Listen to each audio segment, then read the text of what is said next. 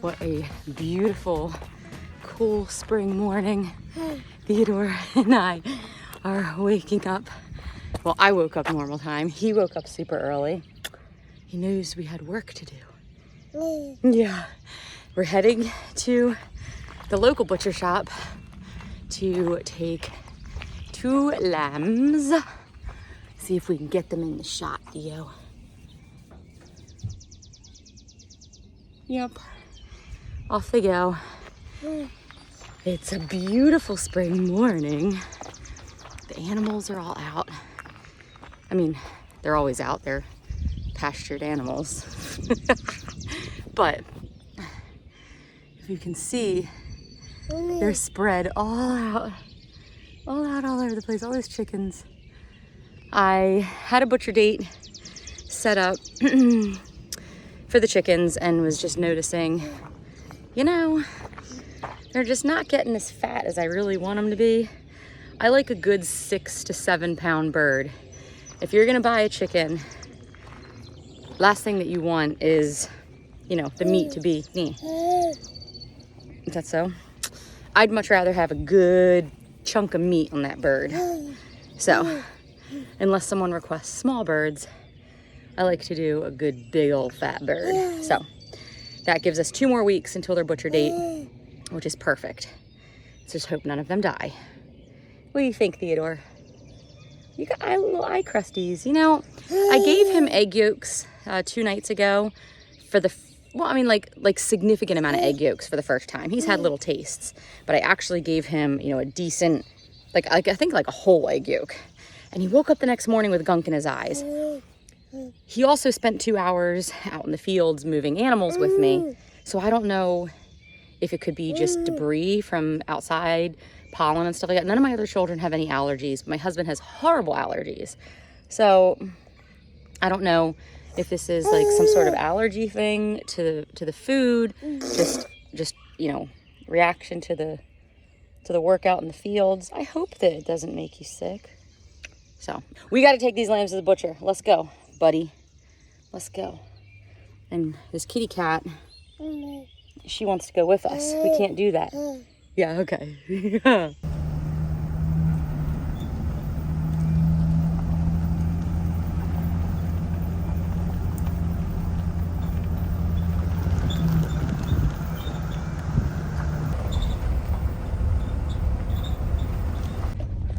All right, I just finished dropping the 2 lambs off at the butcher shop.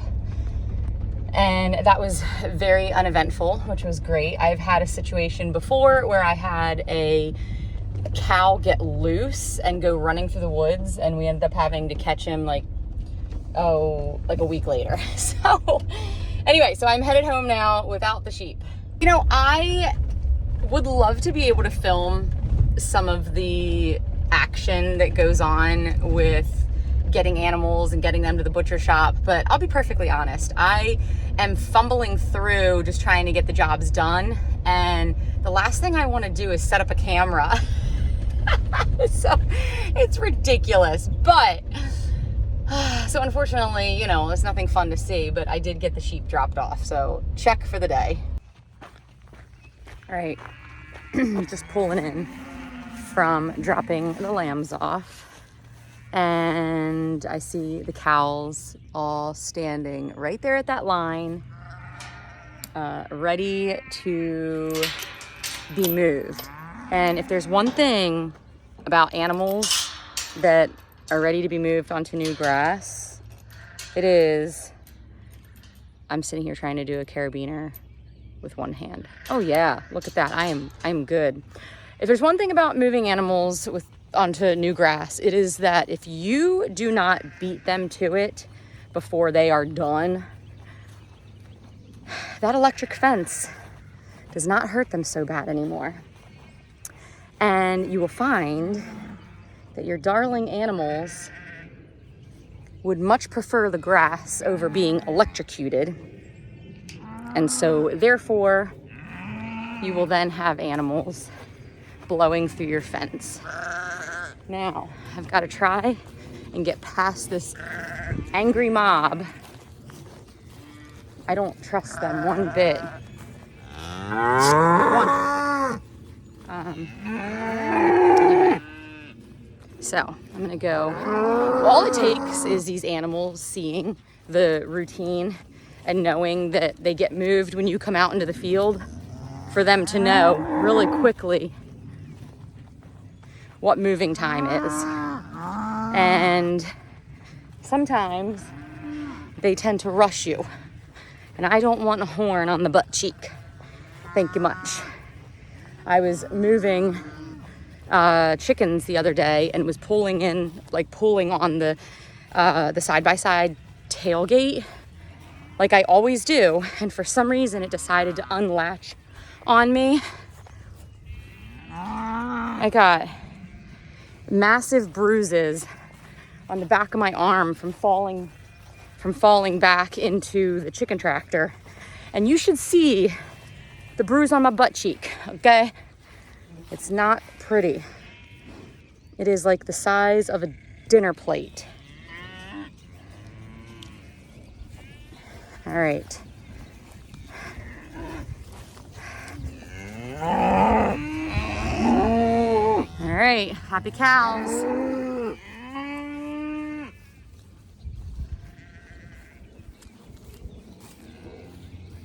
I think Marge is looking for eggs.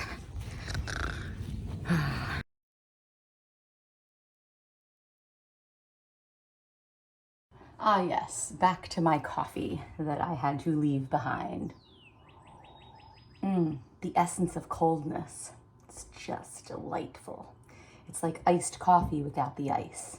It's like hot coffee without the hot. Yes.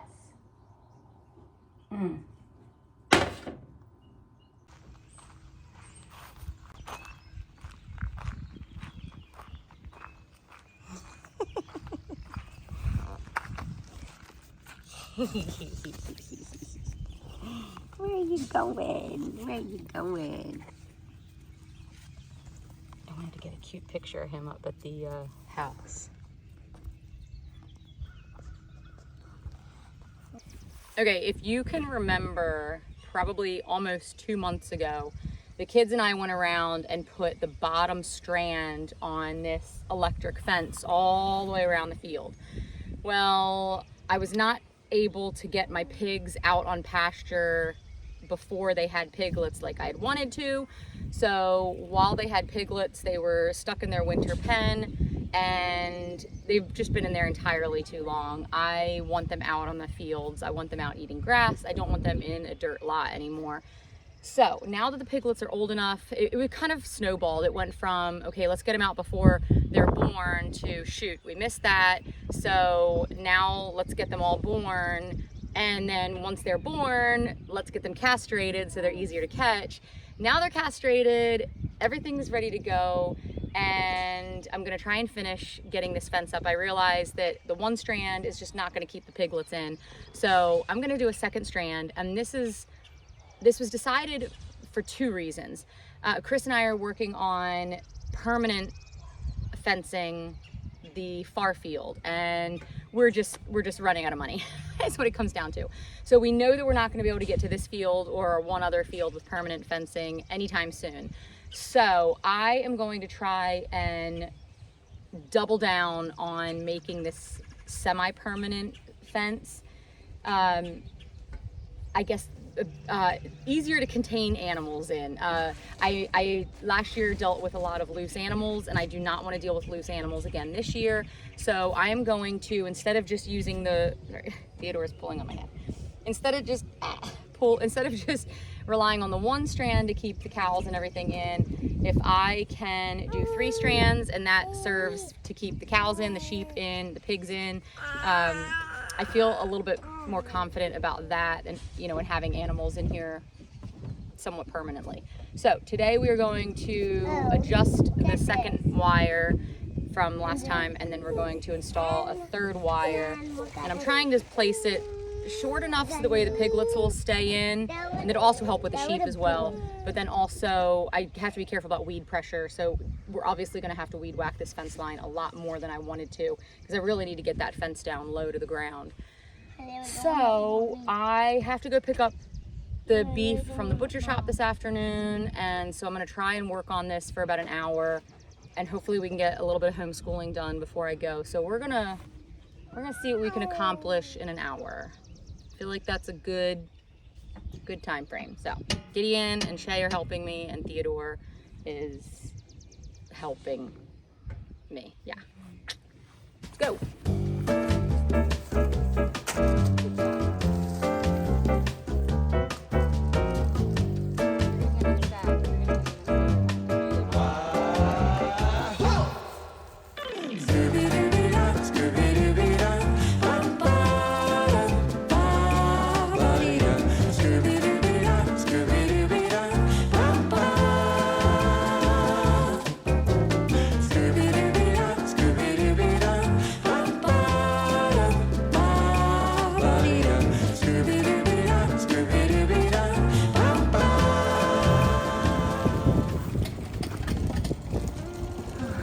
Here, say it, Gemma. The girls finished up their chores and are helping us knock this out.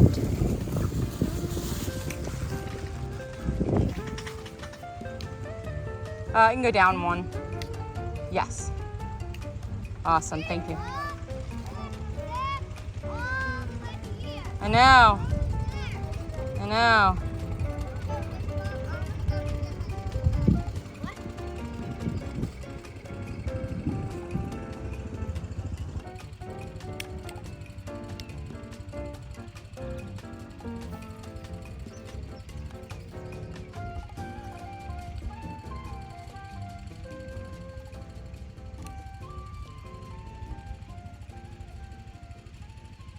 All right, we got all the insulators on.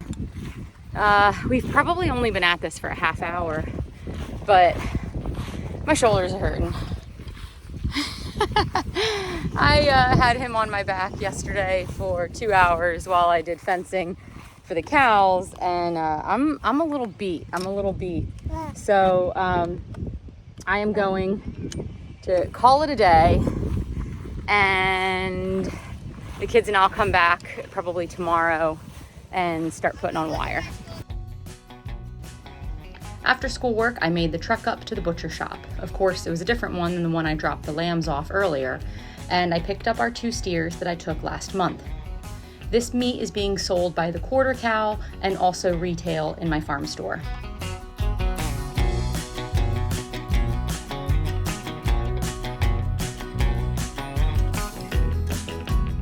Yeah, I'd say the freezer is pretty filled. Well, we have realized one thing. Baby Theo cannot be out in the fields working with me. His eyes are so swollen. And the past couple days he's woken up with ooey gooey gook all in his eyes, and his eyelids were swollen shut and like gooped shut. I know. So I think that I don't even want to say it. Let me just say Chris is very, very allergic to the fields. And I'm going to be really, really sad if Theo is as well. Because, I mean, it's like detrimental to Chris. And I know. Lots of loving. And none of our other children have allergies at all. So this is a little bit alarming that he is having such an issue with it. Poor thing. Oh, you little swollen face. Look. Your little eyes. Your little eyes are so swollen. All right, let's get breakfast. Oh boy. You gotta try and make it past. It's the ultimate obstacle course. Try to get through the field and get to the feeders without running over bodies.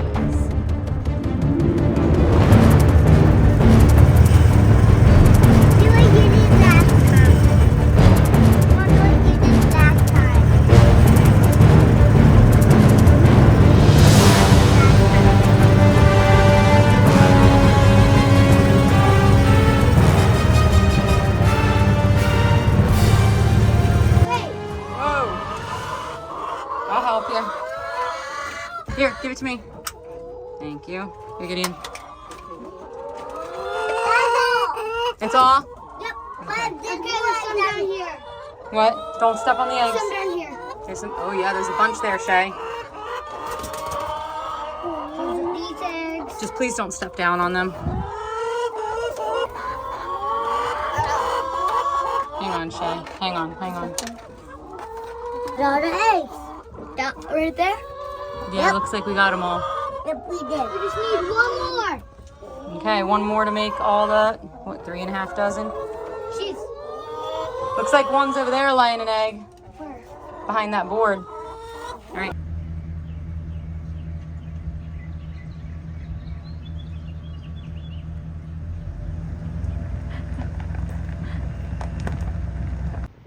A farm would not run if every family member did not contribute in some way. You've got the kids out picking up sticks, driving the tractor to the bonfire pit. This is the only way, unless you can afford hired help, which I cannot, this is the only way that a farm will work properly. And for anybody that might say, oh, but your kids need to have a life. Let me just tell you something right now. My children have over 100 acres that they can play and do anything with. They've got horses, they've got animals to play with, they've got forts, they've got hideouts, they've got everything that they could ask for right here on this farm. They are loved deeply by both my husband and I, their parents, obviously. And this is the sacrifices that we all have to make if we want to have a life like this. We all have to be willing to pitch in.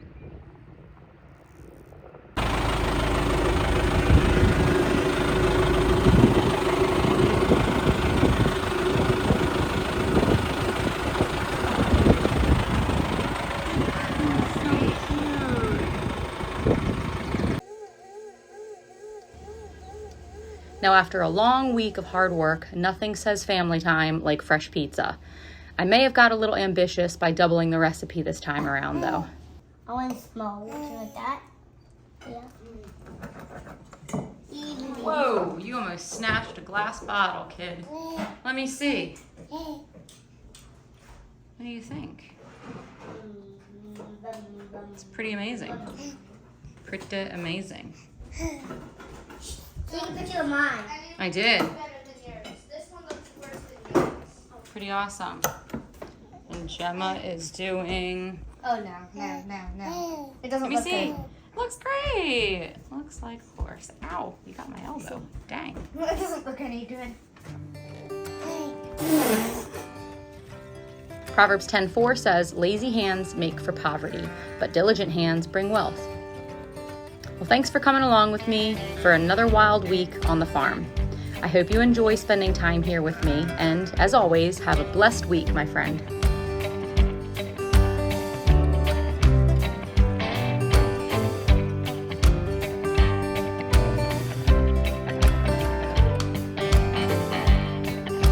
What happened to you? How did you get separated?